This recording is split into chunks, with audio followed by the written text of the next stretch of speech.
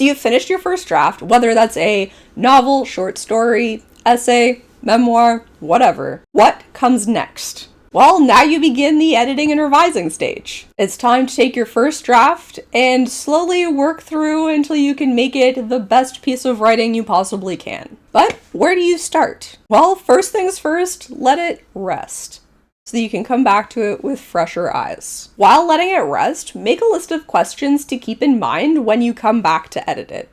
You should focus on big picture elements like whether the stakes are clear, if this is the most effective point of view, and if the order of events makes sense. Once you have these goals in mind and you've taken some time away from your manuscript, it's time to read, not edit.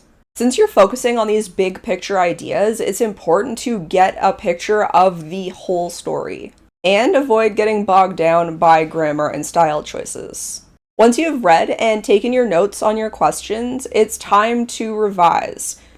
But don't just revise, rewrite. Allow your brain to work in the background while you make your big changes. The second time we write something, our brain has a lot more information, and we've generally learned a lot just about the writing process. So by letting your brain work while you rewrite your big changes, you may come up with better prose. Let things grow and change.